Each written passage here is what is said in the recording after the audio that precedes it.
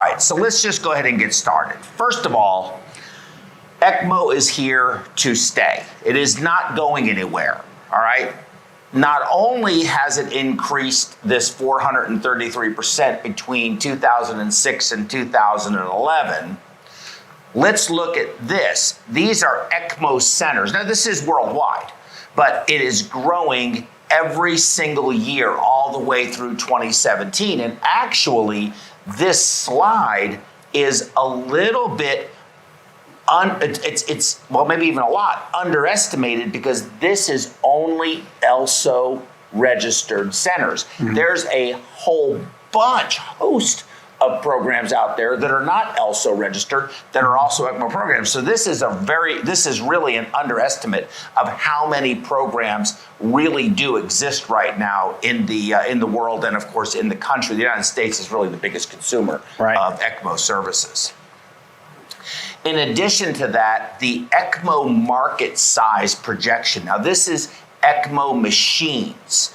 They're saying is going to continue to grow, and I think the growth rate was about 15%, but it's going to reach $346.1 million by 2024. And all you have to do is look at LivaNova's purchase of Tandem Heart.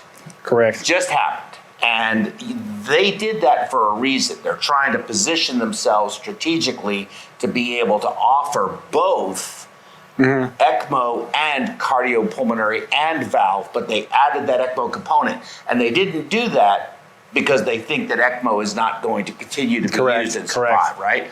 And I don't have slides of this, but I will talk about the cost here in a second. But I've shown the slides before. I guess I just didn't want to show them again. But in Paris, they're actually putting patients on ECMO on the street, in the grocery store, in the Louvre. And so they have ECMO specialists who are going with the ambulance, who can run the devices, and also physicians who can cannulate. And because they're recognizing that the sooner you put it in, the better chance that patient has to survive. And I've got some data on that supports that idea. Okay. So here is some costs. And this is something that can be very difficult for a lot of smaller programs to be able to start up, depending on what you know, who you know, and what company you believe is the only company that can provide ECMO services. If you look at, for example, the Centramag, the device to drive the Centramag is about $43,000, and that's about what it costs for any standalone sort of centrifugal pump system that even LivaNova would have as a trolley or whatever, which is what we use. Right. So that's fairly normal, but it costs $12,000 and $2,000 for the pump and the oxygenator to be put in line. So it's a $14,000 per patient cost just for the disposables portion of it. That's pretty steep. The Rotaflow, forget the second one over. Let's just look right at the ICU package, is about $2,400. And of course, we're all familiar with the Rotaflow. Basically, it's just it's a centrifugal pump. If you don't know what it is, it's a centrifugal pump that it's suspended. It doesn't have bearings, and so there's a lot less heat generation. Much better for blood components long term. It doesn't get as hot. And then you have the Mackay Cardio Help, or Getting, or however you say the name of that company. They're $110,000 per device, and it's $13,781, so just about $14,000 for the disposables for that device. For Memorial Hermann, the Woodlands, the Med Center where you are, that's not too bad. But for a community-based hospital that may be in Alexandria, Louisiana, where there's no university hospital anywhere around, and maybe they only do 3 or 4 ECMOs a year. They want to put it in, get the patient stabilized, and then maybe life flight them out down to Oxnard or whatever. They look at that amount and they go, there's no way in heck we could buy that. You're right. So how I would look at this, first, one, I'm not a business owner, so honestly, I don't look at the cost. I'm mindful of my hospital. I don't waste products. But when it comes to ECMO, if you're such a small center like that, we're all perfusionists, and we understand that we know how to do this. It's essentially you're taking a heart-lung bypass and condensing it. So how I would look at this, if I were a community hospital, you could either put them on big pump and wait for your life flight, or you could take apart your big pump and make an ECMO circuit. That would be more cost effective, because how I view ECMO is you're saving somebody's life. I don't go in there and say, well, let me see their face sheet and I'll let you know what we're going to do or not going to do. And so when it comes to this, we use cardio help, and we also use a Sorin pump. I think the cardio help for how we do it works, because 1 minute I'm in ICU, another minute I'm in a helicopter flying a patient back to another our hospital. And so it's very durable. So I like that. So it's a good system. I agree with you. It's a great system. And actually, I've got a slide that shows how that system has a lot of safety built into it, which enables other than perfusion to watch it. It's an interesting slide. And I think you'll have some good commentary on that too. But you're right. If you can't be right there at the bedside with every patient, because you have 4 or 5 of these going simultaneously. Correct. You can't be in every room at the same time. You have to have a device that is, for lack of a more eloquent expression, idiot-proof. You can't make a mistake and open a line that can put air into the negative side of the pump, because once that happens, the ball game's over. Well, correct. Majority of the time, yes. No, you ain't fixing that. Nobody's fixing it. If somebody opens a stopcock and completely deprimes it on a patient who is ECMO dependent, I think game's over. Maybe you can still reprime. It depends on how well you know your pump. Because the cardio help has sensors. It's going to shut the pump off once it detects a bubble, and so it depends on how far it goes in the patient. Then we still mechanically look at it, plug lines in, and reprime the circuit. So I'm not saying it's 100%, but I'm not saying it's a game changer. We never give up. No, I wouldn't give up either, especially if I'm the one who caused the problem. Yeah. But I know that the best way to avoid that is to not do it. Correct. And that if you don't have access, which their system does not have, that's the way it's designed. That's why it's designed that way. That was the safety portion of what I talked about. Let me get to that slide. I think I did. Did I show that slide where it was the? This is the slide here. So let me go to this one here. So take a look at this slide. It's really interesting in terms of how the companies market their product. The Centromag says that perfusionists can watch it, ECMO specialists can watch it, and bedside nurses can watch it. The same with the cardio help. But the Rotaflow and the Rotaflow ICU package, the bedside nurse is omitted from that. And I believe the reason for that is what we just discussed, safety. It's a safety issue. So simply by removing additional access to the circuit converts it from something that the bedside nurse can or cannot do. But it also changes the price point from $2,400 to $14,000. That's a lot. Still That's a big difference. To figure that out. Okay, but if you're going to be sending the patient on a helicopter, I've transported patients with the trolley that we tend to like to use with our system, and I can tell you right now, it ain't easy. Okay, correct. Moving that trolley around is not. You have to go on an ambulance. It's not going in a helicopter. No. So, but if you're going to be shipping your patient, and you're not going to be the ones doing the transport, then do you need? Wouldn't it be better to let you spend the $14,000 and come with that device and get them and switch them off? Well, and that's what I was saying. If you're a small program and let's just say you have the approval, a physician that says, "Hey, we'll accept this patient," all these things, then put them on your heart-lung machine. I mean, at best, if you really think you need to be in the ICU and it's going to be more than a few hours, or you're waiting on somebody to come and get it 24 hours.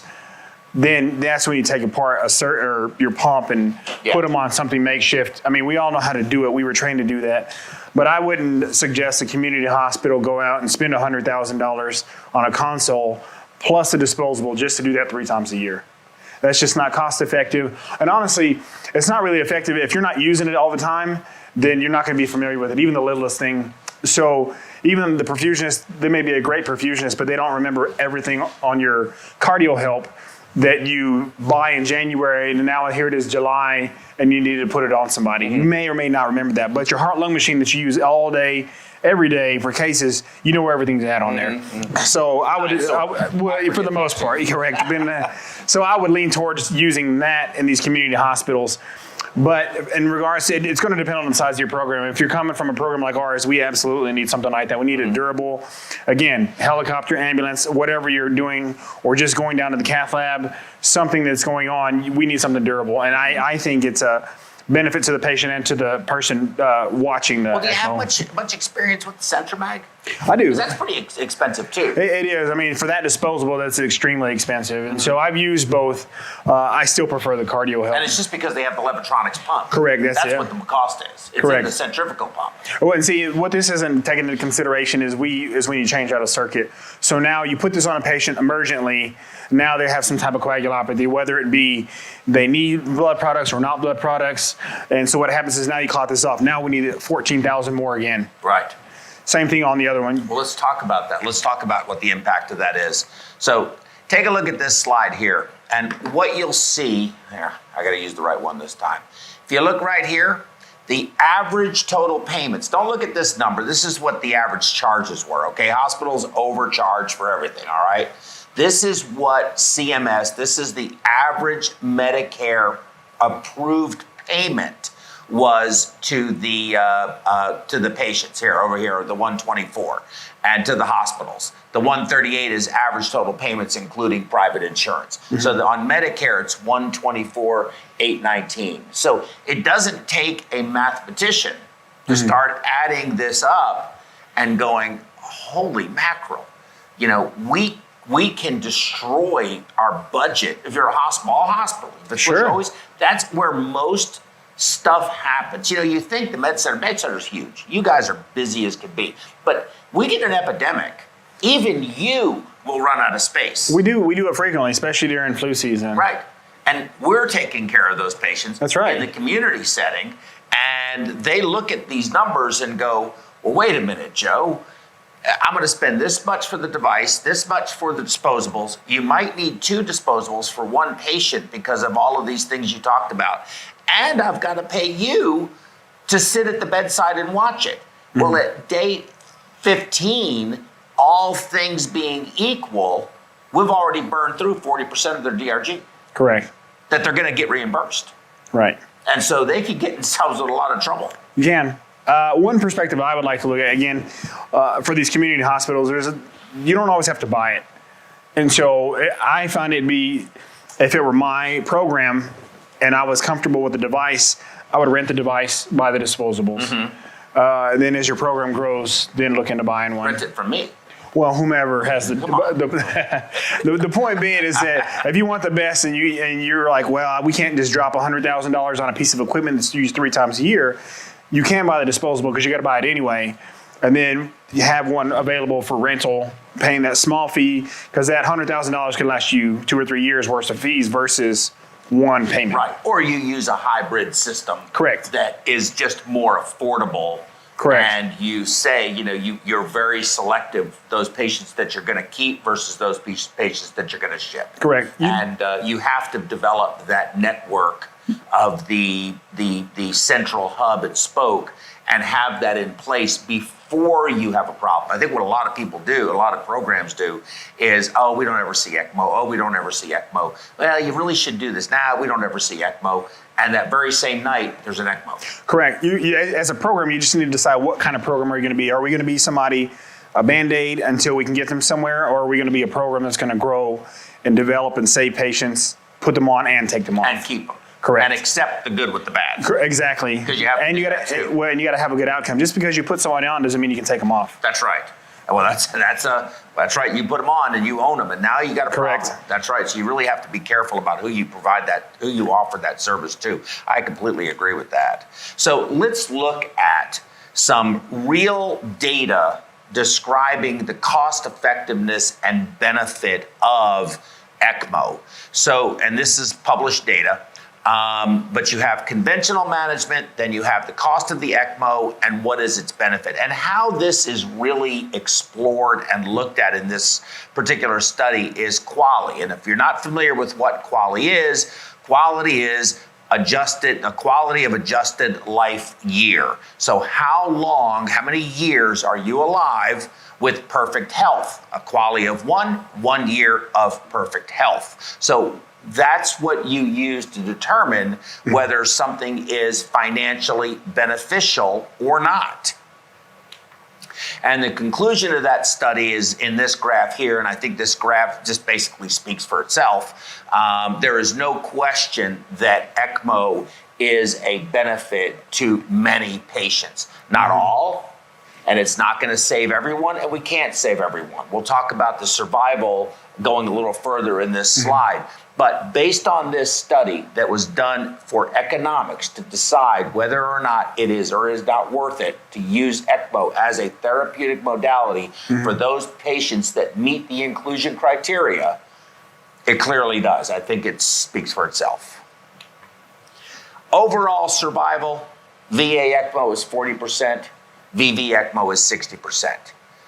Overall survival when you do not do VA ECMO is 0. Right.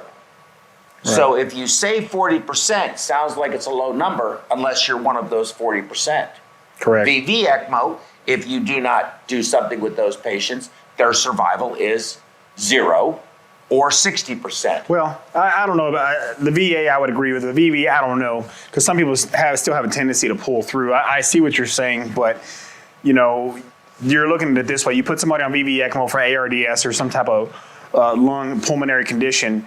What you're saying is you take them, you're cutting out that month in ICU on a ventilator in hopes they survive.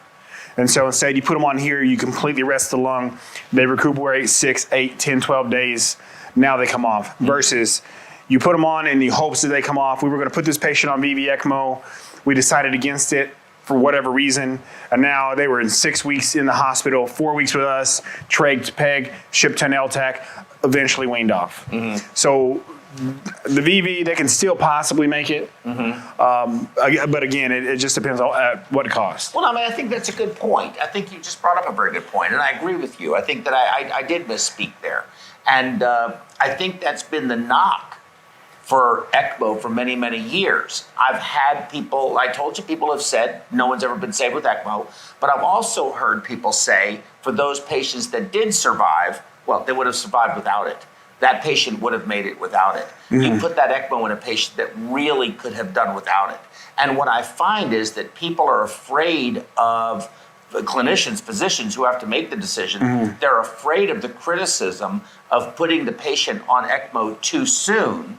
And then they wait and wait and wait and beat the lungs up for like 5 to 7 days. Absolutely. And now their survival goes from 60% for VV down to 20% with VV. That's always the one of the factors right there is waiting too long. Because it's usually that last dish, whether it's VA or VV, they're going to say, you know what, let's try ECMO. I personally believe that we wait too long. I believe a lot of the pulmonary patients are excellent patients, whether it's an asthma attack, pneumonia or something. I think you should jump in there sooner than later. Smoke inhalation, sand inhalation. Absolutely, our burn patients. Burn patients, anything. Correct. I think it's an underutilized tool. That's why I think it's going to continue to grow. And I think that we're getting better at patient selection. But I think we still have a long way to go in being able to identify those patients at day 2. I see where this is going. Let's go ahead and put the patient on ECMO now versus, well, let's wait till day 3. Well, it didn't get that much worse. And let's wait till day 4. And then day 5, they have peak pressures of 50. Correct. You got a pneumo now. You're putting a chest tube in.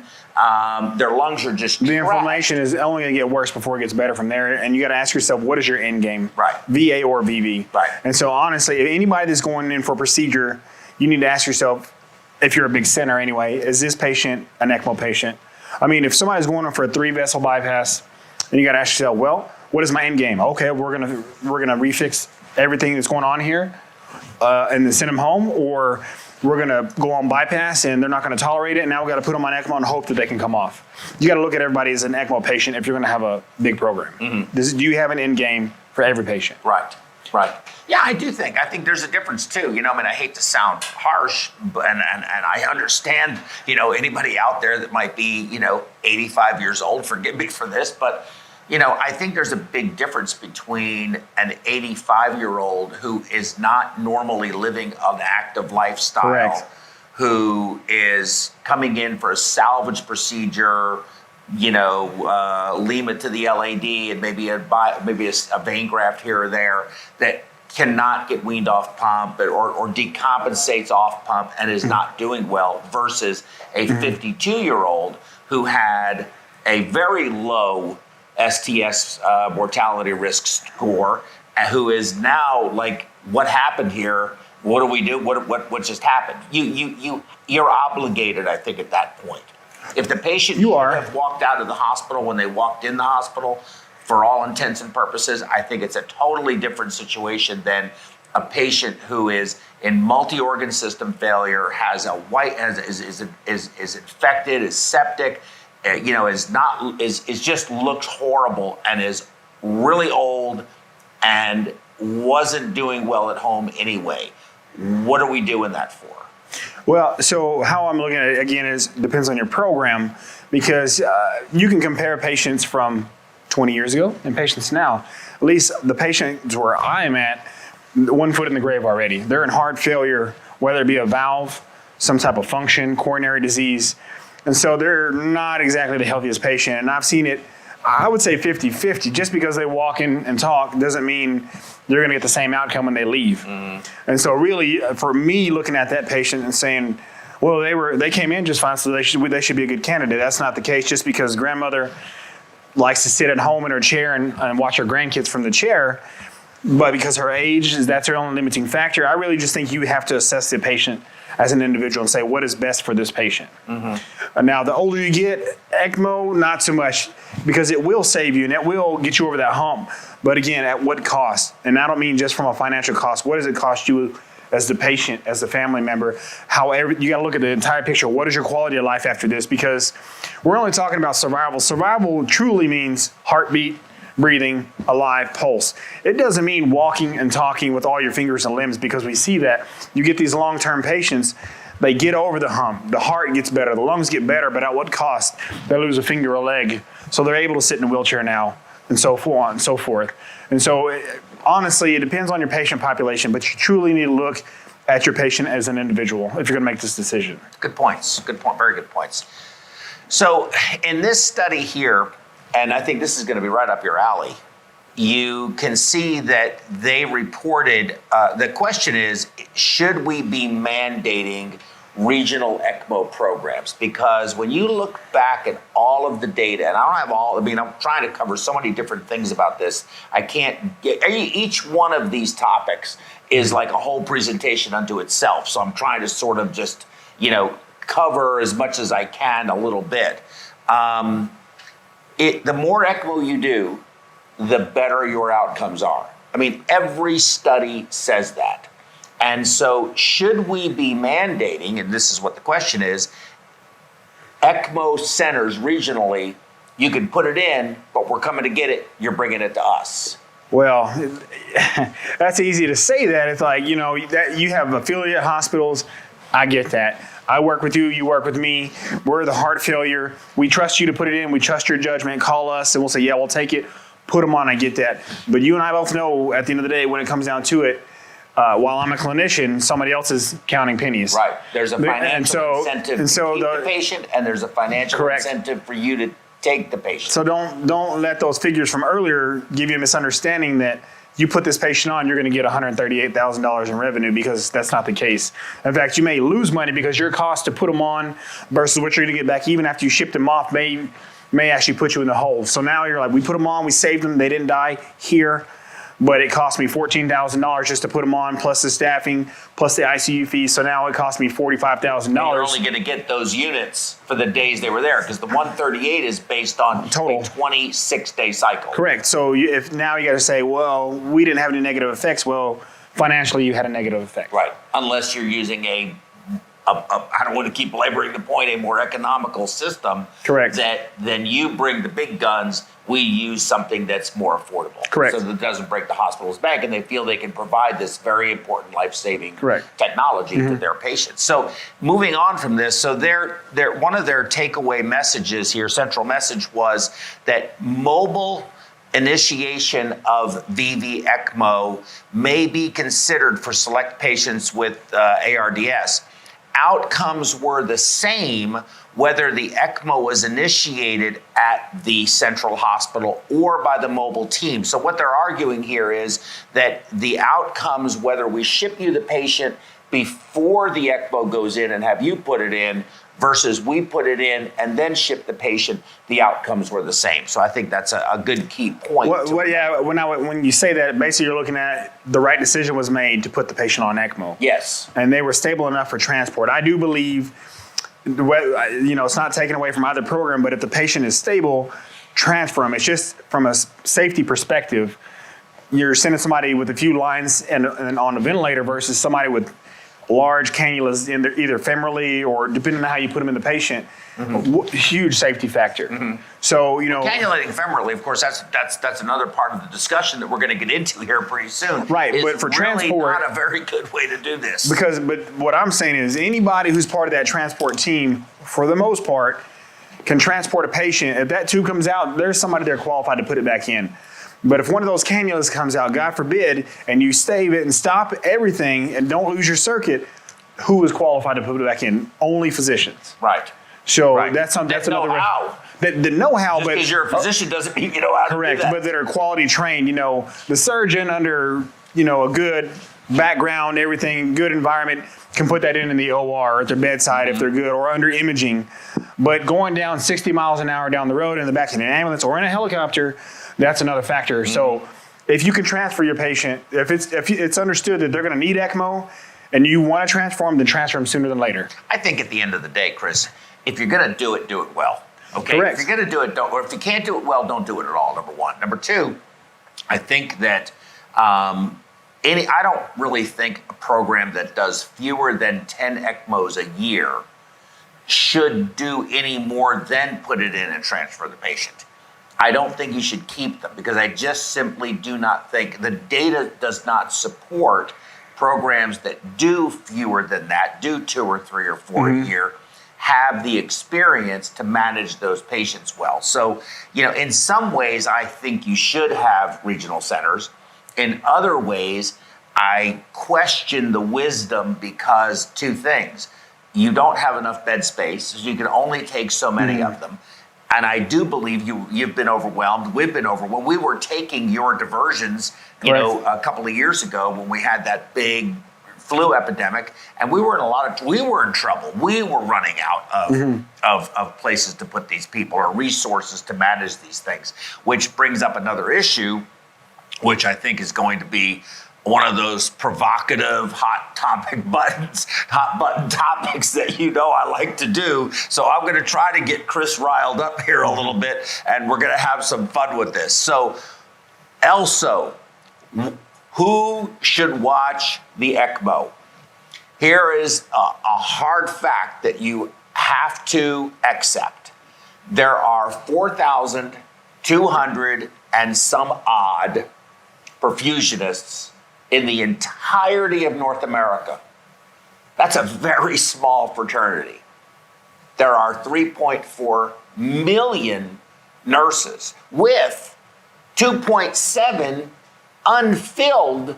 million unfilled nursing jobs, which you talk about a shortage. We have a shortage. That's a shortage. But even still, even with a shortage, they have 3.4 million versus 4,200. I think that, in my opinion, I think that ELSO is growing at a pace that will outpace our ability to provide the technical support that's needed, and I think we need to come up with some solutions. But let's do the slides, and I'll get you to make some comments. So ELSO says, anyone that has successfully completed an approved School of Nursing and achievement of a passing score of the state written exam by the Board of Nursing for that state Successful completion of an accredited school of respiratory therapy and have successfully completed the registry examination for advanced level practitioners and be recognized as a registered respiratory therapist, RRT, by the National Board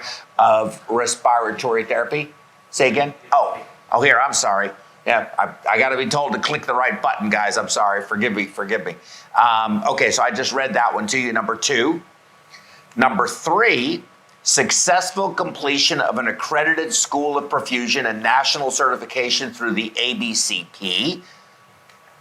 And 4, physicians trained in ECMO who have successfully completed institutional training requirements for the clinical specialist. Now, this is straight from ELSO, but this is the one that really got my attention.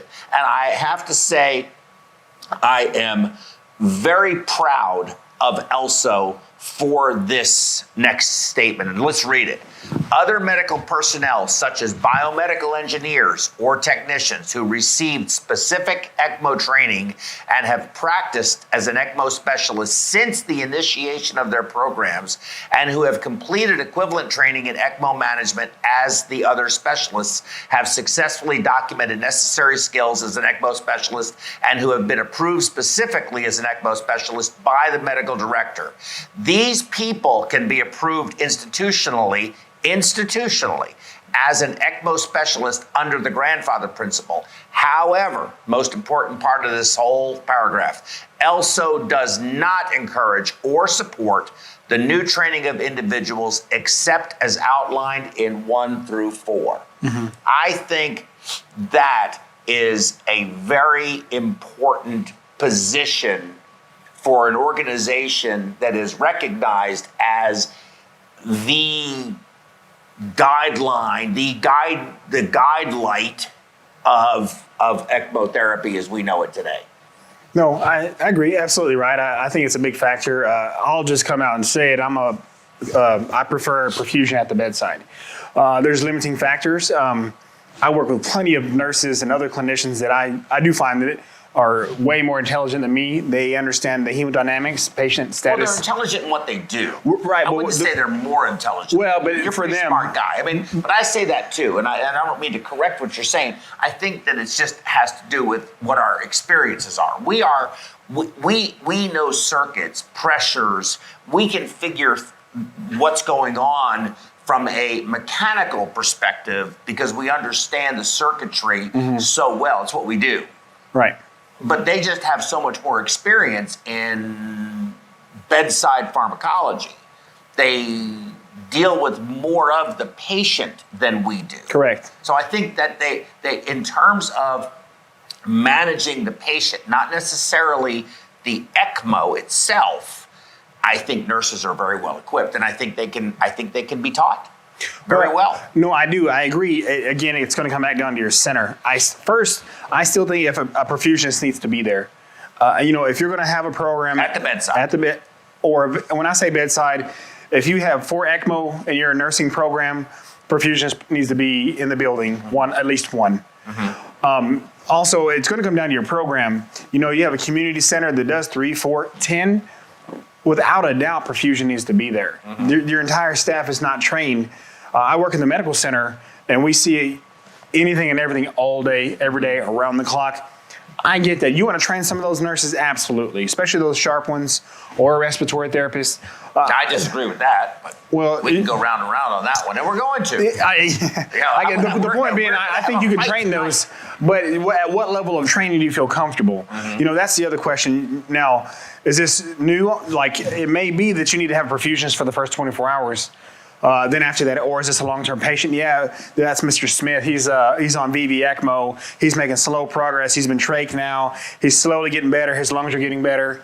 Now, John can watch him tonight. I'm available if you need me, but we know what his progress is going to be. But somebody who's hemodynamically unstable, you need to have that perfusionist at the bedside. Especially if they're a VA ECMO patient. Correct. And they're having fluid shift problems, and you're having to constantly fluid resuscitate them or Correct. Take fluid off or whatever it may be. But it's also circuitry because, we just say these terms, VA, VV, but it's more complicated than that. You have a 400-pound patient, femorally cannulated, but has an open chest.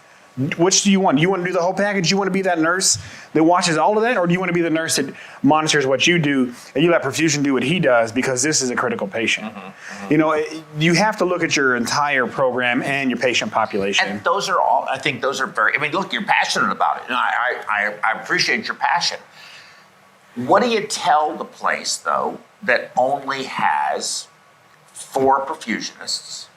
They do, let's say, 500 hearts a year. Yeah. They live in a place that, you know, they see 10 ECMOs a year. Yeah. And they put an ECMO in, and one of them is on vacation. How are they going to manage that? Do you call for people to come in? Well, there's plenty of ways around that. I mean, if you're doing 500 hearts a year, you're a known program. That's how I look at it. And so you got to ask yourself, we have 4 and we do this many hearts, you're going to have at least balloon pumps. You're going to have some type of device going in as your backup. If you do 10 ECMO a year, you need to have a game plan as a manager, whether an OR manager or a perfusion manager. Well, someone's going out of town. All right, hey, John in the city, we need you to pay attention and be available for us. Okay. Or, you know, we don't necessarily put them at, you know, these small programs don't do it at the bedside as much. It's usually a trauma or failure to wean for some reason. That's when I would have a sister program and say, hey, we got somebody we want to put on ECMO. Here's their information. Yeah, that's a good idea. Put them on, staff it 24, 48 hours until we can get there to get them off. John's busy. I will tell you what, you like John. But I feel differently. I mean, I really do. I believe that perfusion should be intimately involved. Now, I'll give you some examples of why I feel this way. If you look at Children's Hospital right here in this city, nurses at the bedside are managing from start to finish, except for insertion, neonatal ECMO. They're neonatal up to 17 years old. Right. And then after that, they're considered adults, and it all goes to an only a perfusion run program. So, you know, I mean, a 15-year-old is, you know, I mean, I don't get it. I don't, let me ask you this. I'm going to challenge you a little bit on this. Other than those patients that you are having some real problems with hemodynamically, the patient's pressures are up and down, you're going, you know, you're really in a lot of trouble. It's a VA ECMO patient. They're very volume sensitive. You're having a lot of chatter in the line. You're having to make decisions about adjusting the flow. And it's just a labor-intensive case, okay? And I'm not talking about the nurse at the bedside. I'm talking about the nurse ECMO specialist who is trained and has the experience from perfusion. Other than those cases, we're talking about the routine VV ECMO run, which is not uncommon, or even a stable VA ECMO run, who the patient just needs a little bridge to get a little bit of cardiac function back. They're going to wean and they're very stable and you have a very safe system. What do you feel can happen to that patient or that system that only a perfusionist could manage? Well, really anything. So to go back to what you're saying, you said 15-year-old. So the adult population, generally it's an older population on these ECMO circuits. Can be 50, can be 30. But when you have these young person, under 18, 15, 12-year-old, usually what is it going to be? You'll get traumas, car accidents. I would say you'd get an occasional asthma. But majority of them are going to be your congenital patients, right? Whether it be a lung problem or a cardiac problem. And so now you're just getting into a whole other ball game of are they going to be transplanted or not? What is your destination therapy? And so because of that, it's going to take a skilled nurse and perfusionist together to do this because these are volume sensitive. You know, if they're hypoplast, if they got some other cardiac congenital defect going on, it's going to take both of you together. But it's going to take a perfusionist, in my opinion, to run that, to troubleshoot that, because it's more than adult generic settings. Go on, come off. We have 3 or 4 liters of flow. Now you're looking at, well, we need a partial flow on this patient. We only need about 1 liter of flow. because this is what they're supporting. And so it does And you take. got to worry about the anticoagulation then, Correct. because your transit time is longer. And I know there's a lot of other factors. Correct. How much shunting is going on or not Correct. going on. And yeah, we do those. We inherently know that only because it's what we do all day. And I do agree with you.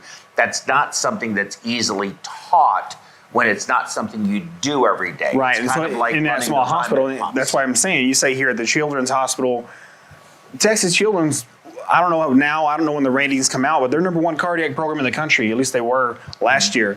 So you know that their staff, they know what they're doing all day, every day. But you take St. Mary's in the middle of nowhere, that's still a good cardiac program, but they don't see that every day. Perfusionists, because that's what they go to school for. People in the medical center here, that's what they do all day, every day. So anybody can be trained, but you got to look at yourself. What is the best for that patient? Right. What is the best for your program for the best possible Experience outcome? and maintaining competence. Correct. And that is not easy to do in any program. You're right. We have the competency and the experience because it is what we do every day. You're right. In a nurse ECMO specialist program where there is infrequent experience, they're never going to develop the same level of intimacy with the device that we have just by virtue of our use of it all of the Correct. time. However, if they are doing it a lot and it is what they do as a living and they are actually focused on it versus the nurse at the bedside managing it who only sees it once every 2 years, I do think there is a difference to that. And again, I don't want to belabor the point too much. In fact, we're going to go ahead and get off of it. I'm just going to say that and then you can finish up with a final thought too, but I just feel that there is there's smoke, and it's not fire. It's not just fire, it's a raging inferno, and it has to do, that raging inferno is us not being able to take care of all of these patients that I think are coming. The CDC says we should be expecting another, within the next couple of years, another H1N1 type crisis with a new respiratory virus. And, you know, if we cannot provide the people, there needs to be a solution. Right. And if we don't try to find the solution now, then when the problem occurs, foretold is forewarned. And how do we look ourselves in the mirror if we knew in advance we're not prepared for a real crisis? That's my last talking point on this matter. No, I do agree with you, but sometimes necessity is the mother of invention. So you were saying, let's plan for the future. That's what perfusion does. You know, we go in and set up for our case. We're constantly thinking of what's going to happen. But at the end of the day, you don't know what's going to happen. So you just need to see what you got and go from there. That is how I look at it. I do think nurses can watch at the bedside. I prefer perfusion at the bedside, but there is numerous factors. I mean, you can still have perfusion in-house. And what is your ratio? Oh, well, it's 4-to-1. Okay, so there can be 4 ECMO patients to 1 perfusionist. Nurses are taking care of it. I'm rounding on this patient, so I'm available at a moment's notice. But at some point, you got to have the perfusionist there. You do.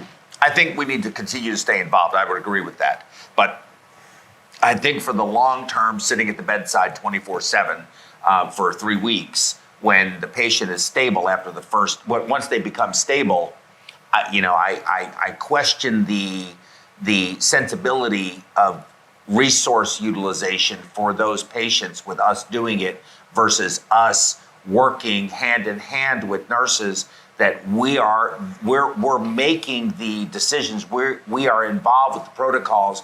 We're teaching them what to do, and they're doing it for us at the bedside. To me, makes more sense, both from a resource utilization perspective and a cost perspective for hospitals to be able to continue to provide these services that are just getting too expensive.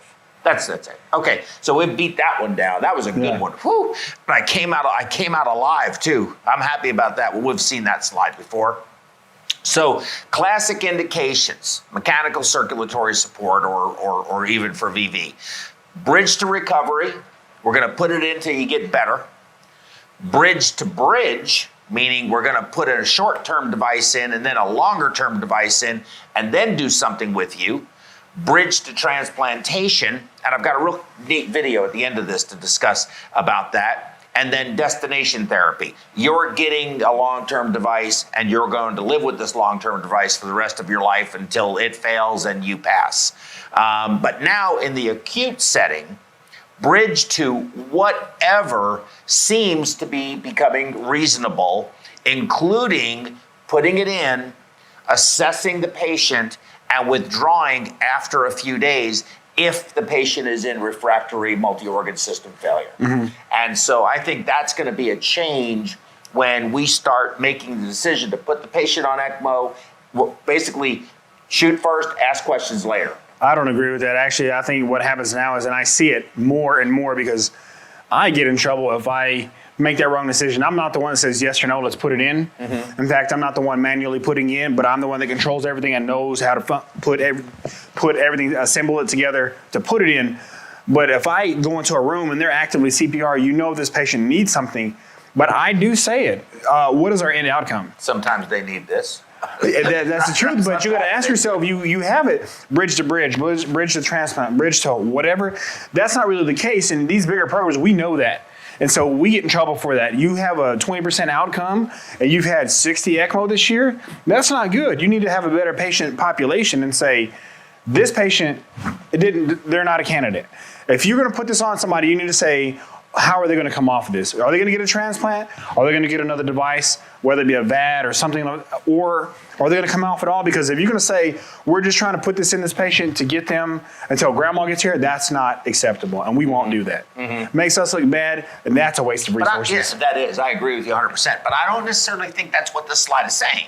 I think what this slide is saying is, let's get it in and then assess the viability of this patient, because sometimes I think it can be kind of gray at times. Absolutely. Is this patient Especially with viable heart or not? failure. And when you're sitting there doing this, what are we going to do? What are we going to do? And somebody has to make a decision right then and there.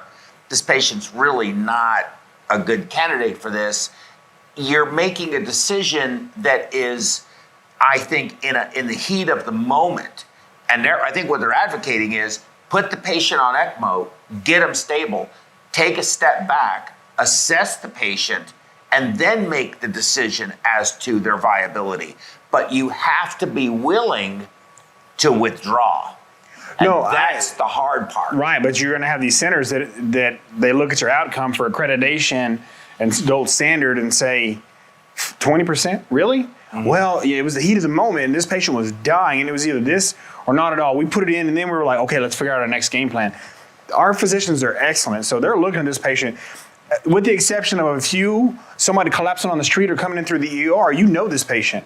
This patient was sitting in bed too today because for whatever reason they're here for their coronaries fixed. Do they have any other comorbidities? Maybe. But you know enough about them to say, well, they look good and we thought we could fix them, so we're going to put this on them. But you got these other people that you think, well, they coded. Well, what's their problem? I don't know. That's not an acceptable answer. I mean, it's more than just resources. You're extending life whether they want it or not, and then you're going to say 5 minutes later, we're not going to do that. I wouldn't agree with that logic. I mean, especially in a community hospital, because everybody wants their patient to survive.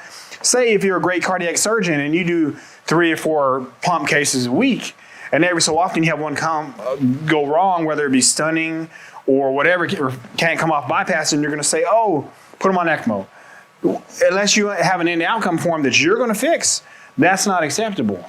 You need to be thinking ahead. Like I told you earlier, if this patient is healthy enough for bypass, then you need to be thinking, can this patient survive ECMO? That's how I'd be looking at it, because the ECMO was there, and like you said earlier, it's here to stay.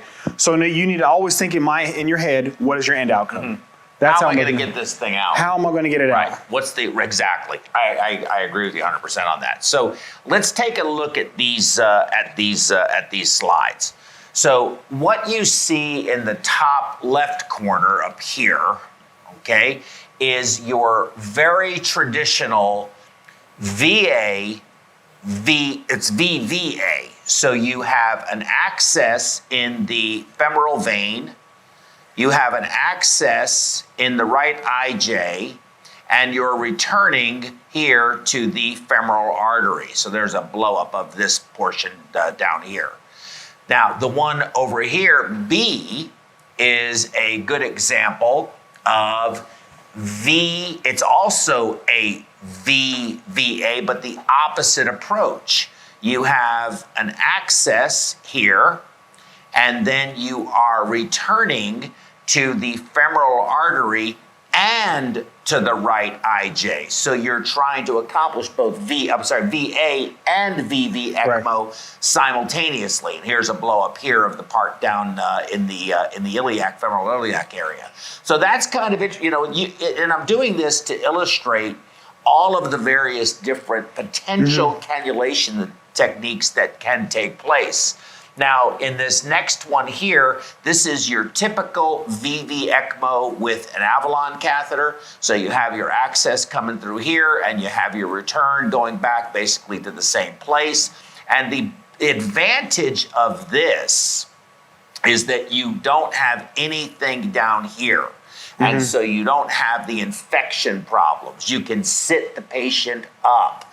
There's a lot of things you can do with this patient that is going to make their chance for recovery much, much better. I mean, I can take a patient who is completely just flat, and I can raise the bed up 30 degrees, 40 degrees, and watch their saturation come up when my VV ECMO isn't really providing everything that I want with an Avalon. And I see an improvement immediately just from the vent settings, because you're recruiting perfusion through other parts of the lung. When you're laying flat, you lose a lot of your anterior surface and all in the posterior. So this is what I look at when you're talking about these cannulas in the Avalon. It's not that I don't have anything. You want to use this? No. It's not that I don't have anything against the cannula, but you're limited with that. Does it work? Right here. Absolutely. So here, but you have this right here. Look, can we zoom in on this? So what happens is you have your inflow and your outflow, but it's all right here. That's fantastic. You have, you're trying to decrease that risk for infection on the patient, gives you more mobility. But one of the downsides to this is, see how this is sitting just like this? When you twist it like this or in another direction, now you're going to have these problems. You're not going to drain properly. You're not going to return properly. And so that's one of the problems with the Avalon, is that it's positional. It's a very finicky cannula. Right, but if you have a generically speaking, if you have this one right here and you're inserted into a vessel, doesn't matter which direction that you have that pointed, it's going to drain everything in that area. And so, from my opinion and my experience, these do work, but I prefer single cannulas, or you can use a multi-stage cannula, but one cannula for one vessel. And that's how I look at that. That's you don't like dual lumen. I don't like dual lumen. So I'm going to that's great, because I've got cannulas coming up. So let's keep that here, because I've got another one right here I want to get your opinion about too. Because I have to tell you, I love this other one, but I'm concerned about it because this is pretty good size. This is pretty good size too. And where this has to go, I think that's going to be pretty tricky. I've seen a few people think they could stick these things in, and it's a lot more challenging than you think. Okay, so then let's go down here to the bottom right. And what you see here in the bottom right is a very typical VA ECMO, both in the femoral. So you have your access here from the femoral vein, and then you have your return here to the femoral artery, and here's a blow up of it right here. So that's these approaches, and there's more. I mean, this isn't all that can be done. There's actually more of them, believe it or not. So these are various different ways of doing femoral approaches, and these are some really interesting slides.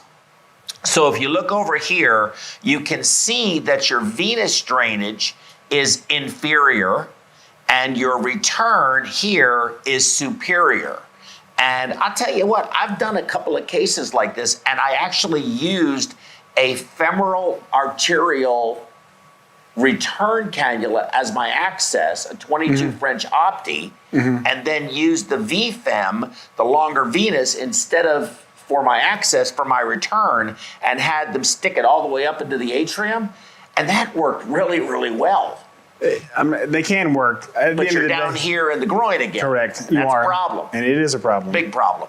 And then this one over here, you can see that this is basically just a different type of cannula. Over here, you see the dual approach where you're taking femoral vein and then you're coming in through the right IJ into that. And this is essentially, oops, what happened?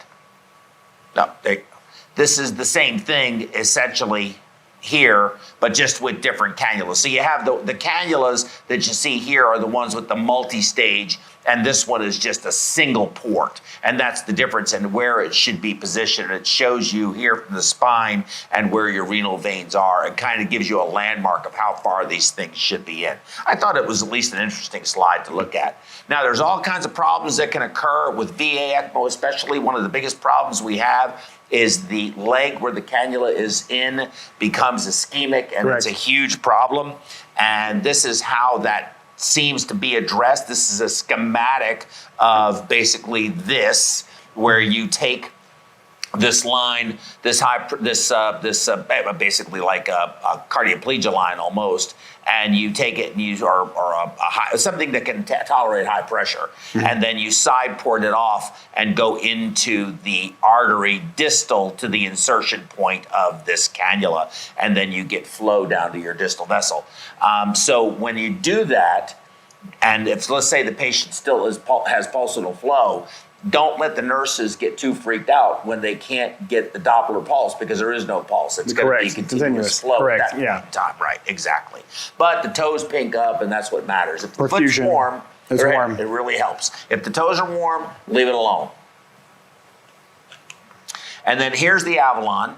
And were you able to get a real good close-up shot of that? Let me do. I'm going to take the stylet out so they can see it. So what you have is drainage port here and a series of drainage ports here. And then let me rotate this around, and then your return is here. So this has to be down in the inferior vena cava. This is draining the superior vena cava. And right here in the middle, it's supposed to be positioned so that it's angled, and you can look at the slide, towards the tricuspid valve. And what Chris was showing you is that it's very easy for this to move, and a little bit of movement goes a long way. I've had that happen to me too. Now I'll tell you, I shouldn't tell you this story, but I'm going to tell you the story anyway. The thing is designed so that what they say is you put it into the right IJ like this, and you're supposed to be able to read. I don't know if you can see it. You can read the writing right there, okay? So I had to change the circuit out one day, and I decided I was going to change everything from the cannula from the points here. So I clamped it out, and I took everything off, and I grabbed the new circuit, and I got the line, and I went, oh shit, I forgot which one. I forgot which was in and which was out. So somebody pulled it up on their iPhone and showed it to me, and then I made the connections. Everything was fine. Patient did just great.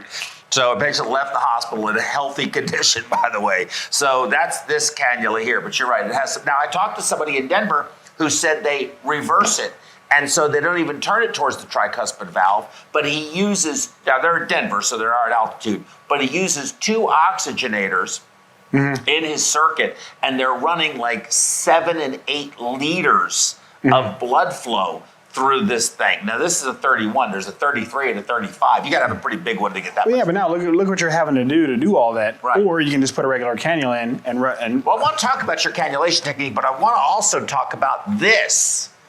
You're familiar with this? Okay, so this is the now Levanova Protect Duo. And let me go here. And there's a radiograph, by the way, of the Avalon catheter. Before we get into this, let me tell you something else too about that Avalon catheter that's very important. Is you have to have fluoro and you have to have echo to put it in. And I'll tell you why. If you run a wire in just using echo, and you see the wire in the IVC, you go, oh great, I'm in the IVC. You have no idea, unless you're using fluoro, if that thing looped and ended up down there. So you go advancing this thing. Or perf something. You start advancing this thing, and that thing is looped in the atrium, and you're putting this in, and it's just going to go right through that inferior right atrium and out. You're correct. And you are toast at that point in time. So you have to use fluoro. Cannot stress that enough. Don't let anybody tell you they can put an Avalon catheter in safely. Anything, safely, correct. You can do it, but wrong thing to do. So what do you think of the Protect Duo? Actually, I think it's a fantastic cannula. The reason being is one of the things we run into is that RV failure. And so going from the RA to the PA, bypassing the RV, I think this is a phenomenal cannula. Here, show the slide. Just let me show you the slide. There it is right there. So, yep, so it goes into the IJ, and then, but this is a 29, it's a 29 French. Correct. And that thing has to make it through, so you're using a pretty stiff wire, first of all. Correct. You've got to get that Implant super bending. stiff. So do you put a swan in first and then exchange the wire? Like, how do you float into the PA? We still do it under imaging, same thing with the wire as well. But do you switch your wire? Do you start off with a more flexible wire? Correct. You get it there, and it's the same thing like with your dilators. Once you get it in, then you come back over, you dilate, and you float it back over. But yeah, definitely phenomenal cannula. It is, because one of the problems with the Avalon, this or the inferior vena or the femoral to right IJ approach is recirculation. Correct. Huge problem. So you're not benefiting as much, but this, I think it eliminates recirculation pretty close. It will eliminate, but one of the benefits of this is because it's anticipating, and that's not why you're using it, but it's anticipating future problems. And also when you use this, so now this is coming out of the IJ, and you say, you know what, patient's having cardiac issues now. So now you can convert. So now you're draining both directions for your drainage. Now you put it in an arterial cannula, and now you're able to go back on. Now you're on VA ECMO. Versus this, you can still do that with this, but now you're still worrying about that RV and everything else that's coming, and it's still positional. So for RV failure, you really like this. I do. Because that's another component. Yeah, again, as perfusion, that's what we say. Okay, we got them on, but now what is our plan from here? And you start watching. Oh, lungs are getting better, but now RV's distended. Or well, okay. What's the number one cause of RV failure?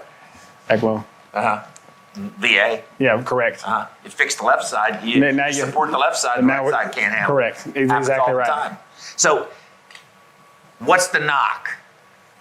There is a knock to this cannula. Do you know what the knock is? I don't. From experience, so you have to put it in just right, or this. Once you get a kink in any of this right here, then you got to get another one. You're toast. Yeah. Correct. Okay, get another one. The knock on this is they will not sell it without their whole kit. Correct. And their oxygenator is both underpowered and has no heat exchanger. I've used a couple of them before. And basically, this cannula costs $18,000. Correct. That's the knock. Correct. Well, but I don't put, so if this is going to save my RV, or if I'm thinking about that may be okay. Because we're typically, when we put these patients on, we change circuits. Unless we have to change for another issue, we're not changing cannulas. So once if the patient's on for 8 weeks, it's usually the same cannula, unless we have to do something about it. And so I don't discount this just because it costs. Generically, yes, but if you have another game plan for it, then absolutely. I think it's an obscene amount of money, frankly. I think it's ridiculous. Healthcare is expensive. It's ridiculous. Well, healthcare is expensive. Good. So it goes like this. Right. Drains from the right RA to the pulmonary artery. Correct. Just Skips like the RV. that. Correct. So you're just really eliminating all of this issue. Once you have it in place, not as much migration. I would think it's low pressure side. Correct. You don't. It's not like an Impella that's you always have to worry about it migrating and suctioning and all the other issues that come up. Which that's a great. I mean, they do have a nice right-sided Impella, but you get no benefit from oxygenation if you need it. This has a lot more utility, I think. And the Impella's not cheap either. A right-sided Impella's more than that. For a right-sided Impella, but it's closer to 30. Probably. Yeah, so, $18,000, that's a bargain. What am I complaining about? I don't know what I was complaining about. Yeah, exactly. You know what? I wonder if they'd give me one for one of these cups. Maybe they would. Okay, so here's a radiograph of the now Levanova / Tandem Protect Duo going in, and on the right they've sort of taken that radiograph and overlaid the schematic to give you an idea. And in addition, so this is the Protect Duo here, And what they're showing is biventricular support. So you're getting right-sided support, probably with an oxygenator interposed here, and you're getting an impella coming in over here, and going down into the LV to give you left-sided support. So this is their version of biventricular support with pulmonary support on top of it. Measuring adequacy, cannulation options, anechoic, because I want to hear about you and how you're doing that cannulation. I want to know what you really prefer, because you've been to our program before. You know what we're doing. We're doing the Avalon most of the time. Sometimes we do the dual cannula, but we're in the femoral, and I think we need to stay out of the femoral. But I want to get your opinion about that. Anticoagulation, unloading the LV, north-south phenomenon, also known as Harlequin syndrome, weaning, what patients are extubated and woken up and walking around on ECMO. So I think these are some things that are some good highlight points. So in VA, from my perspective in our program, what do I use to decide whether or not what we're doing is working? Well, can we wean the inotropes and pressors? Is the heart being unloaded? Are there signs of shock reversal? Is the acidosis resolving? Are end organs recovering?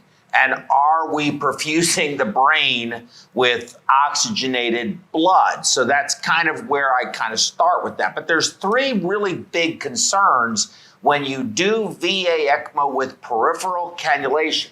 Now there's issues when you do VA ECMO even with central cannulation, but less so than when you do it with peripheral cannulation. And that has to do with LV distension and increased LV wall tension. LV and aortic root risk of thrombus is increased. And of course, the north-south Harlequin syndrome that I've already that I mentioned. Here's a study that shows that the incidence and implications of LV distension during veno-arterial ECMO is very common. And you know what it does, it's as it says in the study, very seldomly recognized or increasingly recognized, but seldom reported in the literature. And not only is the heart distended, but when you talk about increasing the LV wall tension, so you have a sick heart that you're trying to recover, and now you are you're increasing the resistance to flow down the coronaries, and that creates, that's why the impella really is, I think, if pure LV failure, probably a better choice, or central cannulation, probably better choice. But if you don't have a patient, if you have a patient who arrested and they don't have their chest open, I think it's going to be hard pressed to open their chest to put them on ECMO. But I'll talk to you more about that and find out what you guys are doing over there. But going on with these studies, this one here talks about that regardless of VA ECMO configuration, maintaining some degree of pulsatility is very, very, very important. If you don't, you get a lot of stagnation of blood in the LV and the aortic root, and that can create some very serious problems. And this goes on to also talk about LV wall tension, sort of what can you do? Can you put a atrial or transseptal catheter in, which is what tandem heart used to do? Well, that gets the LA, but it doesn't necessarily, it may reduce your pulmonary edema, but it doesn't do anything for your LV unless you have mitral regurgitation. And this kind of study goes on to talk about decompression and distension. It talks about afterload, but it also goes on to say, if you look right here, I probably should have highlighted this. So look in this area right here. It talks about insertion of an impella device is another effective, albeit expensive means of decompressing the LV when you are using peripheral cannulation for VA ECMO. I think that it is underappreciated by a lot of people. But please don't be this guy. Never, never, ever use VA ECMO with peripheral cannulation, especially the femoral artery, for pure pulmonary failure when there is no LV dysfunction, or especially if you have a hyperdynamic heart on a young patient. So let's do this. Let's stop at that slide. You saw what my thoughts were about measuring adequacy and my concerns about these various things. Care to elaborate? Well, so I do agree with you for the most part. I'm always going to say you need to look at your whole patient before. You can't just say we do this because of this. Protocols or guidelines, they're not absolute. But one thing that I do agree with you on that. However, I do prefer femoral cannulation versus the IJ. Also, or really anything, especially with the VA, that's fine. Some of the things that we do is that you do run into is that for us, we do practice this, and it's a good practice. You get called to the bedside, patient's been crapping out on the ventilator, they're maxed out on the settings, they need VV ECMO. But upon insertion, patient decompensates for whatever reason. So whether it be hypotension, or fibrillation, arrhythmia, or whatever, so then we do go to VA ECMO. Because what's the point of putting in the VV for the lungs if the heart's not doing what it's supposed to upon that? So what we do practice, and now we do run into problems later on occasion, is you put the VA in, then you need to convert to VV. So that's why I do prefer VAV ECMO. VAV. Correct. Okay, gotcha. And so that's when some of these cannulas come into play, because now whether I like this cannula or not, if you're on, you can use that to drain with, and now all you need to do is put arterial cannula in. And so now you're providing both pulmonary support and cardiac and you support. can split your return. Correct. Right. So you can have one return going back to the Avalon. Correct. And one going to the femoral artery. Correct. For example. Now, but for VV, do you really? I mean, okay. So just tell me what do you prefer for VV, pure VV? Patient's got a great heart. There's no problems. It's just VV. It's a lung problem. They were a firefighter and they have smoke inhalation, and now they have ARDS secondary to that irritation. How do you prefer to cannulate them? Well, again, it does come back down to preference, but if it's mine and I'm making the decision, I still prefer femoral cannulation. Really? Yes, I prefer femoral cannulation. What about the infection risk, though? I mean, that's such a big thing. Okay, And you pulled it up. You said a firefighter. What infection do you think you're worried about? Their airway's already damaged. We're throwing the book at them for antibiotics. I mean, to limit yourself because of access purely on infection, I don't think is that big of an issue. I mean, because what are you going to prefer if the chest is open? You still want to leave the chest open and go femoral?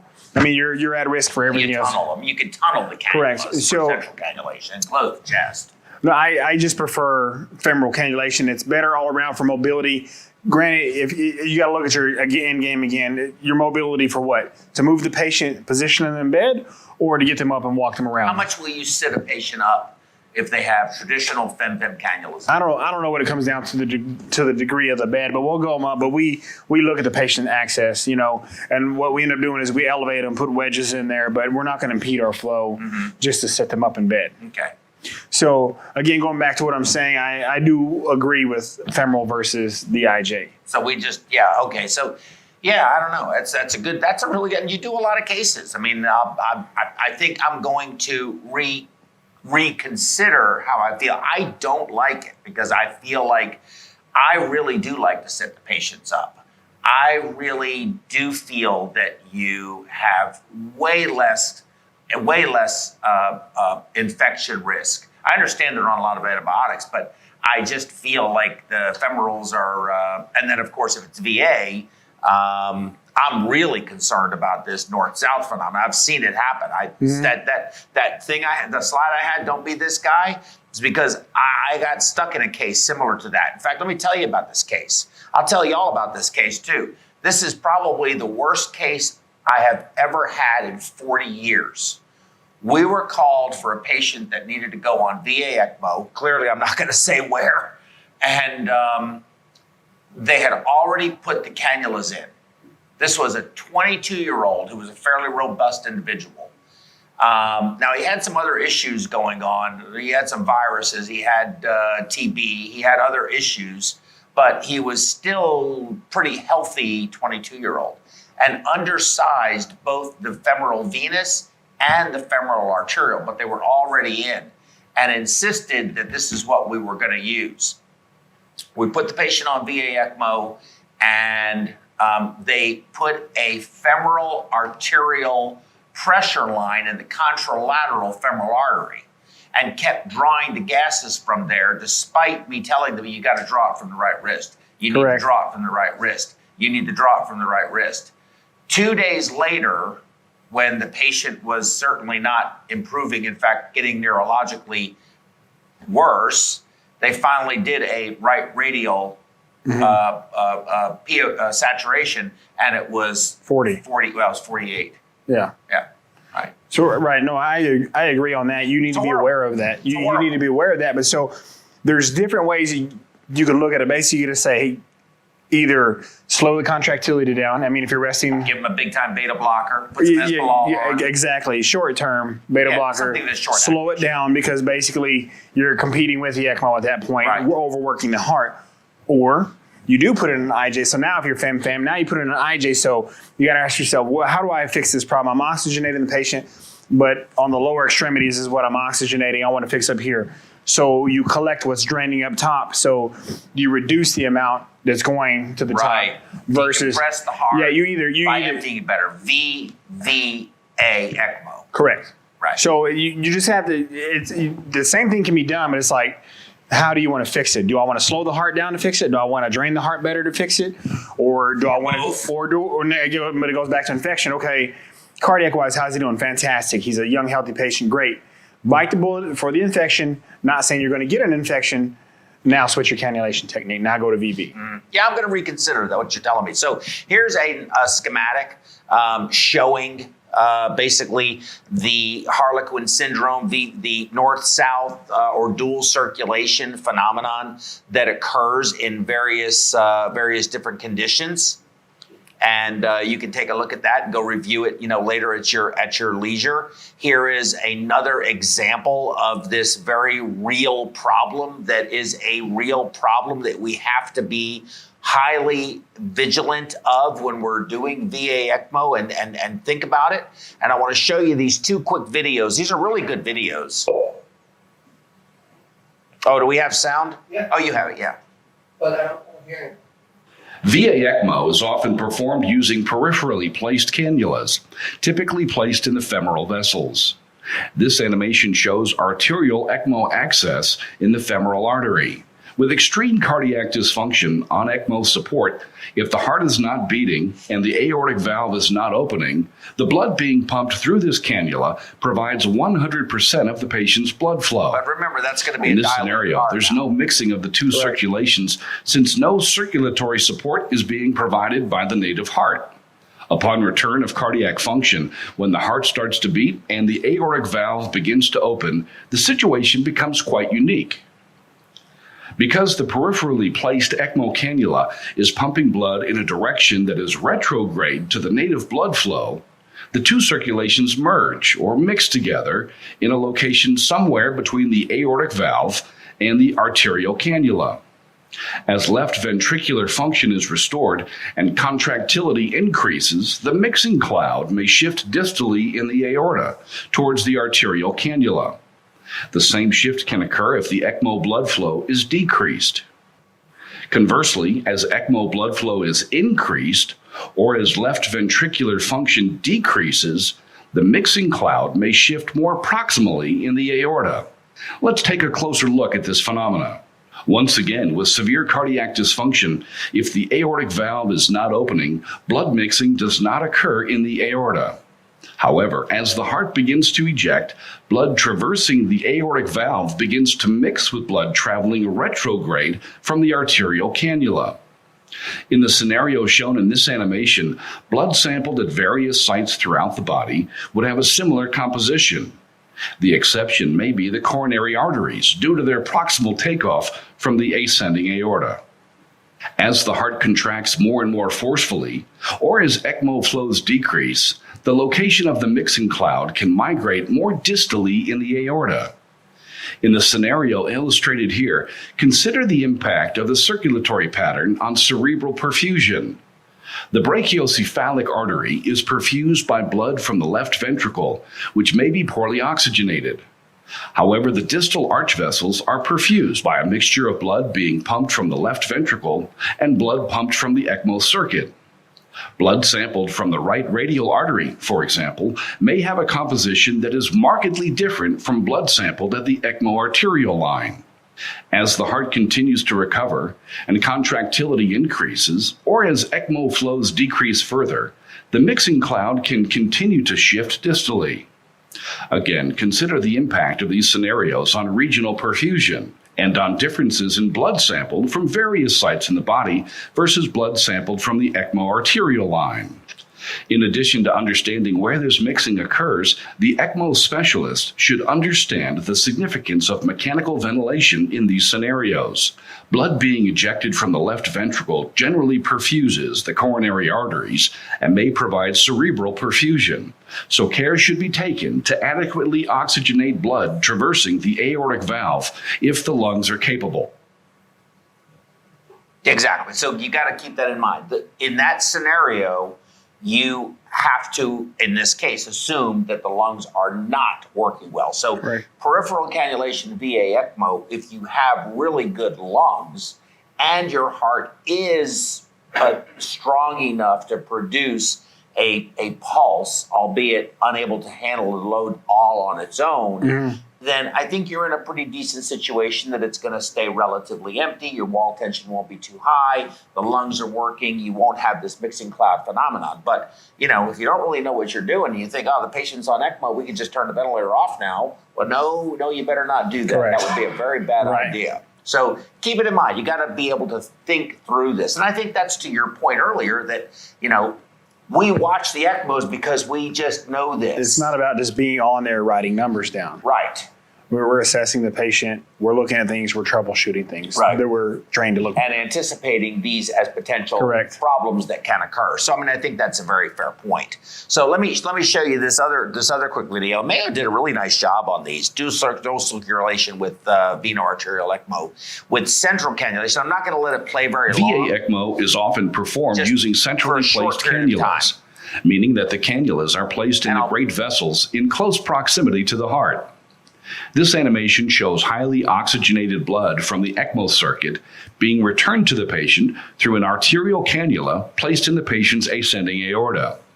With extreme cardiac dysfunction on ECMO support, if the heart is not beating and the aortic valve is not opening, blood being pumped through this cannula provides 100% of the patient's blood flow.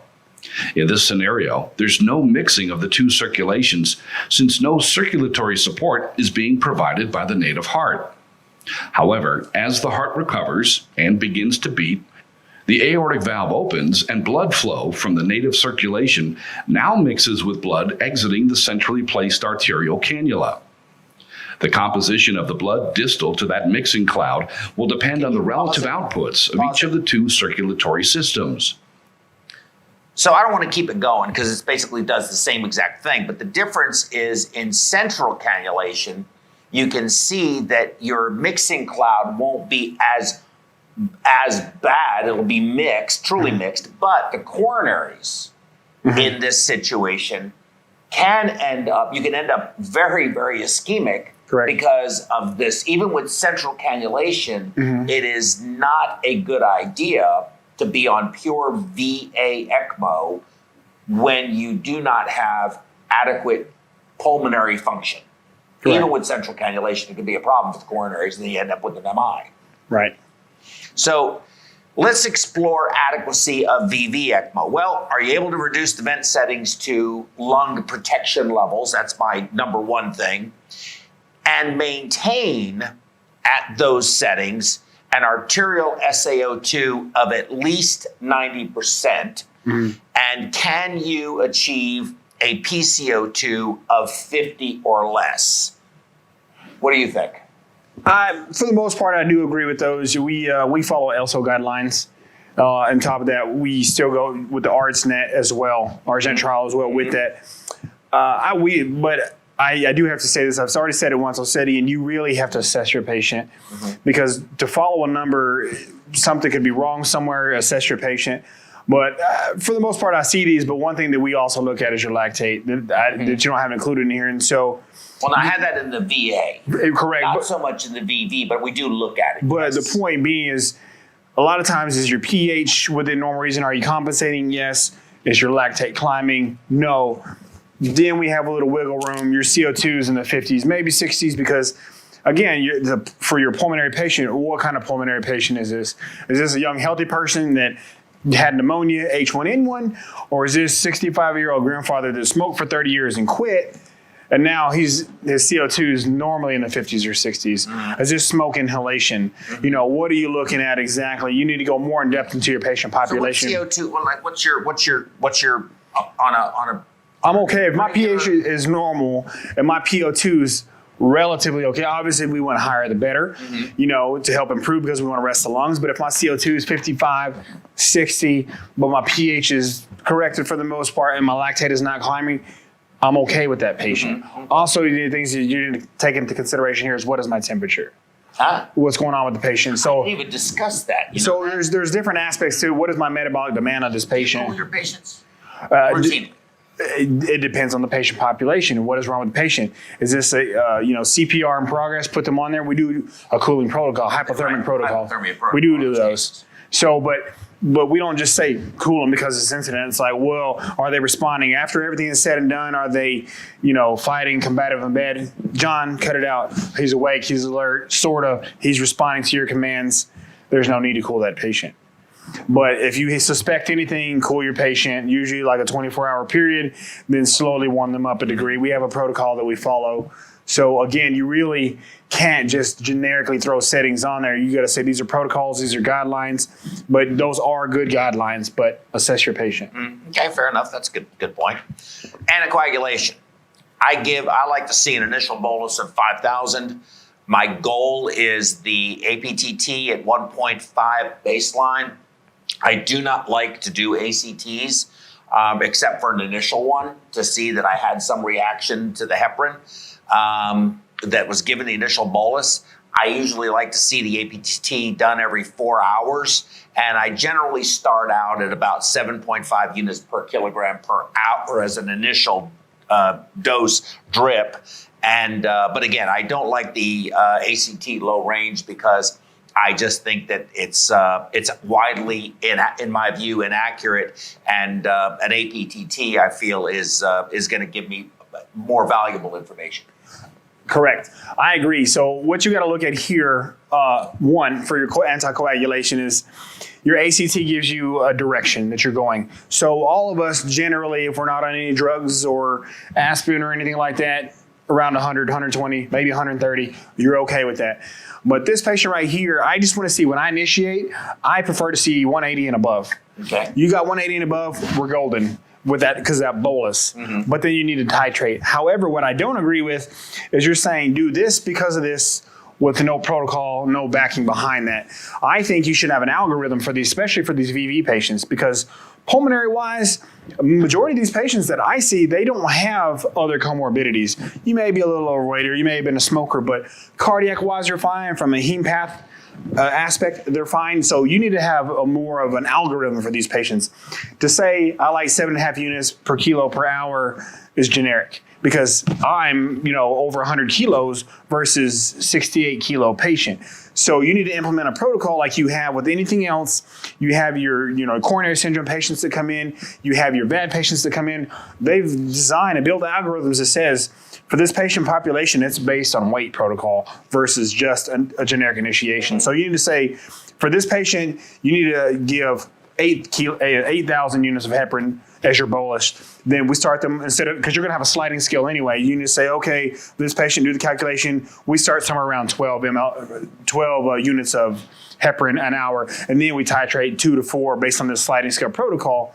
And then by that time, it's much more titrated to that patient population versus generic settings. Because if you do this, what do you think is going to happen? If you are an ECMO patient and then you have a 40 kilo ECMO patient, what are the odds that program right there that you're using is going to get you therapeutic at the same rate as a 60 kilo patient? Not me. Yeah. Well, it depends. No, you're not, because the 60 kilo patient could be AT3 deficient, and I don't know. But see, we're assuming I'm going to check the ACT but what are the to odds? make sure I got therapeutic, and if I didn't, I'm going to give them some more. But if I've got a horse come in that's a 300-pounder, well, okay, this is sort of a kind of a guideline kind of thing, like you said. But no, if a 300-pounder comes in, I'm probably going to give them a little more heparin than 5,000. So this is not to say this so is design all this I would on a do. This weight-based is protocol versus generic So you're settings. saying your initial bolus weight-based Your as initial, well. because what happens is you can say give 10,000 to everybody. Again, these are 40 VD kilo, patients. though, is going to blow them out the water, and the 100. We're assuming that everything else is correct, and so now you're saying, you know what, just give everybody 10,000. Great. So now what do you do? Yeah, everybody's ACT is going to be over 200. Great. We don't have any other coagulopathies, no platelet dysfunction or anything. Great. So now what happens? Now you check, and you just wait for it to come down. Now you're going in a negative direction because once you've checked something, it's still going further than that. So now you're saying, oh, we did ACT, but we do PTT. Well, you don't do PTT in 5 minutes, and you say, you give this, and then we check it in 6 hours or 8 hours. So now what happens is in that 6 or 8 hour window that you're waiting for the next one, now your range is 55. Okay, now you're at 55. I'm comfortable with that, but we still don't have anything on board. We still have that initial bolus. So now you're saying, well, let's go to the next one. In 6 hours, now you check the next one, now they're 29. So now you're troubleshooting. Now, do I give more? Do I give less? When do I start my therapeutic dose? No, My 29, I'm maintenance? going to give more. Yeah, At but least I'm going to. But you had to wait 6 hours to find that out. That's true, which means it's probably even lower than. So now this patient is pulmonary, dependent clearly because you put them on VV ECMO. Now there's a chance that circuit clots off, and you got to change that out. Okay. Very good. Good points. Weaning. Let's talk about that real quick. There are weaning tests. This is a weaning protocol for VV ECMO. This is how they recommend do it, decreasing your sweep, gas flow to 0, adjust your FiO2 as you increase the ventilator on that, and make sure that you can maintain a PaO2 or saturation of 90% with the FiO2 on the ventilator at 60% and your peak pressures at less than 30 centimeters of water pressure, and take a look and make sure you don't have any right heart failure with an echo, and do this for at least 1 to 2 hours, up to 12 hours before you decide that this patient can go ahead and wean off of VV ECMO. We usually do follow something similar to this right here. What we look at is definitely the peak pressures for sure. And basically, we want VV, when you really look at it generically, you want a shunt going on. So how do you know this patient's ready to come off?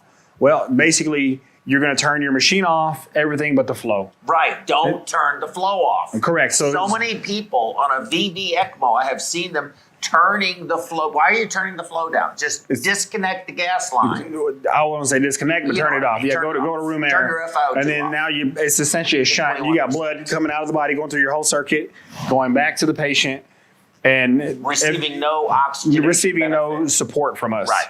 And so now you're saying, okay, this is good. We usually go 24 hours.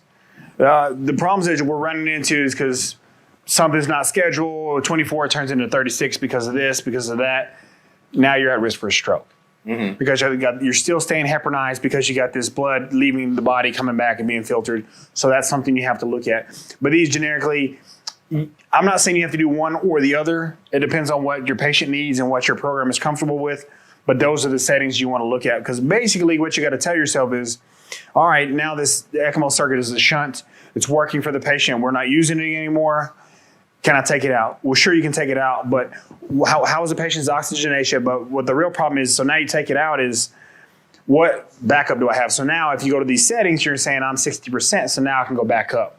I can increase PEEP. I can do these things. You have to be at a... See, I think what this is saying, and how we feel, is that you have to have upward mobility. No, that's what I agree. That's what I'm saying. At 60% with PEEP maybe only at 2.5 or 2 or 5, maybe no more than 5 for PEEP. If you're still on 15, if you need 15 a PEEP or 10 a PEEP and 15 a PEEP, and you're barely getting 60 PO2 off of it, off the lungs with otherwise maximum.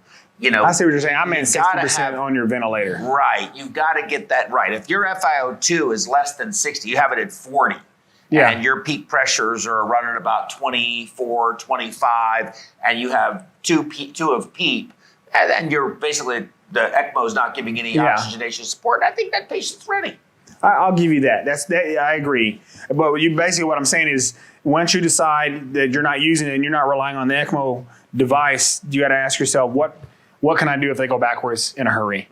And so if you're at 80% FiO2 with a PO2 of 60, ready. it's like You have no upward mobility. nothing. You have You're not nowhere going to do go. much more. But if Your you backup plan has to be the vent in the lungs. Correct. The lungs have to have recovered enough Correct. that you can recruit them with a little more ventilatory support than where you're at. Correct. So I don't have a problem with seeing 40 to 50 and maybe even 40 to 60.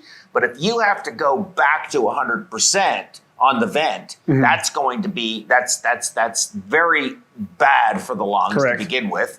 And then if you're still on, like I said, if you're on 10 of PEEP, or let's say you're even on 5 of PEEP, but you're at 80% and you're barely getting 60, no, I don't think that patient's ready. You got to think about it. You do have Correct. to really Correct. think about it is easier to leave it in another day than it is to take it out. Well, it's not easier, but the result is going to be a lot better if you just wait another 24 Correct. hours. I think I agree with you on that completely.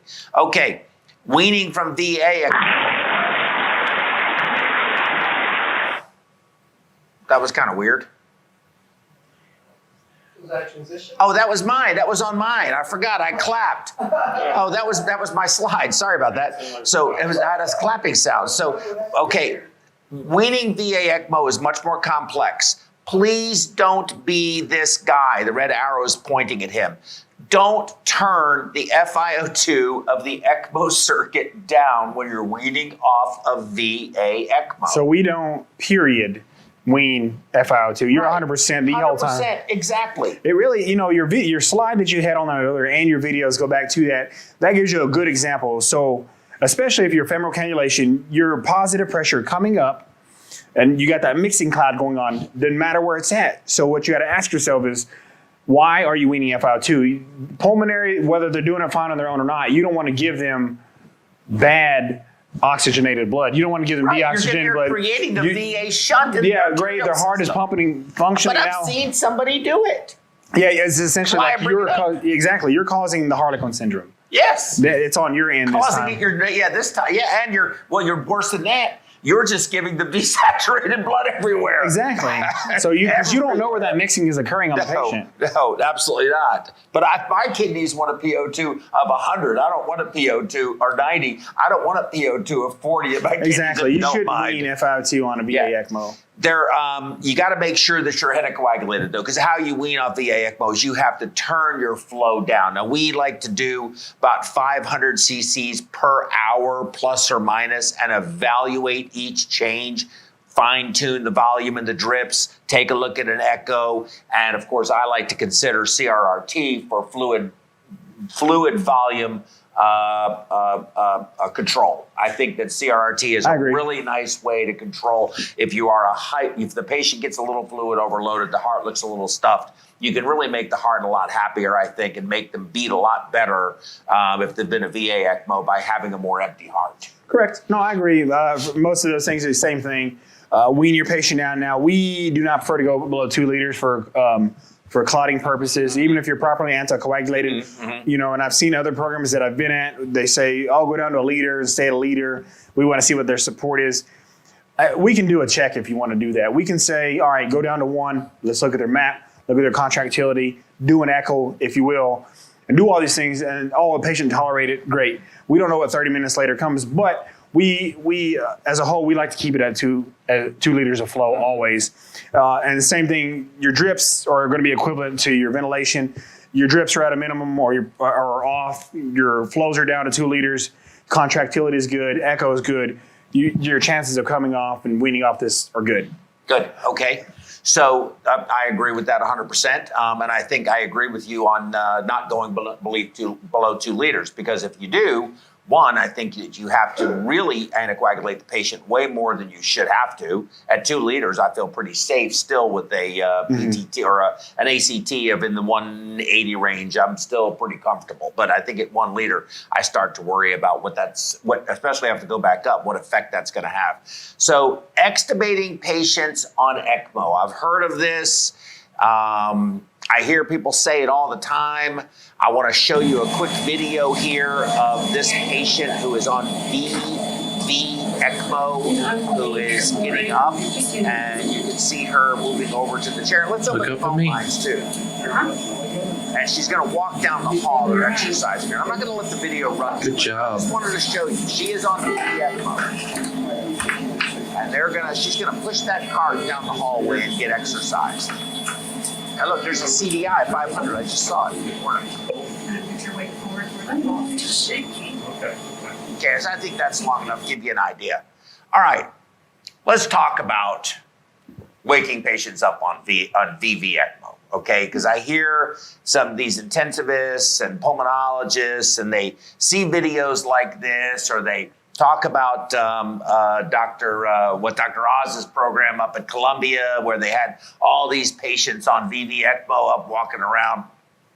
That patient that you just saw of that video, she was a lung transplant candidate who was decompensating a little too much. So they put her on VV ECMO and then expedited her up, moved her up the list to get a lung, okay? Otherwise, she was her problem is chronic, not acute. She's not infected. She doesn't have SIRS. She has a pulmonary problem. It's not ARDS that's secondary to either a flu or pneumonia or whatever other issue it was. When I look at our patients, our typical ECMO patient in the community-based hospitals that I'm dealing with, and yeah, you got the phone lines open. Thanks. If somebody wants to call and ask a question, we're ready for you. And we're doing good on time. This has been a really fun way to do this. But they're sick, man. They're sick. Their white counts are through the roof. They're febrile. They've got other issues. They got some renal insufficiency now going on. They're fluid imbalanced. They're messes. I couldn't imagine waking some of these patients. I would imagine they would feel like hell and not do real well awake in that particular condition. Again, it goes back to your patient population, but she's a good example. But these patients, half the problems that we see from these patients, just overall, you got infection. Well, where'd your infection come from? Well, I laid in bed and they didn't rotate the patient. Was the patient awake? No, the patient was asleep, sedated, laid in bed. Now he has a decubitus, got infected. Yeah. Now we have a problem. Okay. Same thing. All these other issues, what you want to really look at, I think she's a good example. Not everybody needs to do that, but if you're going to be a transplant patient and usually a VV patient, you need that conditioning. You need to be able to stand up, move around, and all. For a transplant, when you're getting ready for surgery, right? But I'm trying to now move that away from that patient who I agree with you. It can do that, but what about the patient that I described that is febrile, is septic, has SIRS, has ARDS, acute ARDS? Why would you want to wake them up? Right. So but at what point? Do you, in other words, as they improve, do you, when you start seeing improvement, wake them up and possibly even extubate them on that patient scenario population and then eventually wean the ECMO down? Would you do that? Or of those patients that I just described? Extubation, that's a sensitive area. That's a great area because you really have to look. She was extubated. She was, but you got to say, well, why am I extubating the patient? But to wake them up, no, because you want to assess neurologically. Remember, these patients are heparinized or some sort of anticoagulation going on. So you want to say, I need to wake them up and see how they are neurologically. They're listed, but they've been asleep the whole time. Okay, we'll turn off sedation. Now they're not waking up, but you got a heart or a lung on the way. Well, now they're not awake. They don't need that transplant per se. They're neurologically not there. So there's reasons to wake them up. Absolutely. You want to see, can they follow commands? But hers, I would agree. Like you need that mobility. You need that to move up on the list. Well, she's dependent on ECMO. How dependent on ECMO is she? Well, she can't breathe with that. Okay, but can she do everything else? Yeah, absolutely. We'll walk her. Clearly, she needs the transplant because I've had a patient awake, alert. He couldn't tolerate anything. He couldn't even sit up. PT comes in. He was alert, extubated. He was on the Avalon just like that. But you say, okay, we're going to put you on the transplant list because essentially your lung, the VV ECMO is your new set of lungs. How do you tolerate that? Okay, stand up, can't do it. You're so deconditioned that your VV is the only thing keeping you alive. You're not going to get a transplant. Yeah, because you're not going to be able to recover and do the PT needed after the transplant. Correct. So why are we going to waste an organ on you? Yeah, yeah, that's scary. That's some scary stuff, dude. Yeah. That's scary stuff. Yeah. Well, any final thoughts? No. I think we're look at this, right on time, 1955. If anybody's going to call now. Look, people are checking. Oh, I just saw it go from 20 to 16. I guess they figured the program was going to be over. Nobody wants to call, but we have not got one thumbs down. We got 13 thumbs up. So Chris got 13 thumbs up. And if anybody gives us a thumbs down, Magic and Roger are going to bring the Polish and Mexican mafia to your home. So no thumbs downs. And I want to thank everybody for joining us tonight. The program, of course, will be on YouTube, and they can go back and re-review it if they want to. And just thank you very much. Appreciate it. Thank you, Chris. Thank you. Good conversation. Oh, wait. We are just getting TEG 6 machines. How about, we still on? Yeah. Oh, good. We are, okay, Meerkat Supreme. Hey, Meerkat. We are just getting TEG 6 machines. How about using TEG for anticoagulation monitoring on ECMO instead of ACT?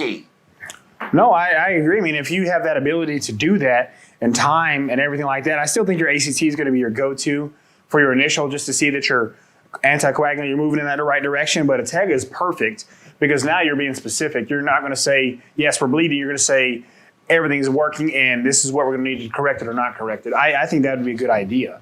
It's just not every hospital has that ability, TEG, platelet mapping or whatever. Mm-hmm. Meerkat, can you, hey, Andrew. Hey, Andrew from St. John's. Andrew, you're getting a cup, okay? Cup's coming your way.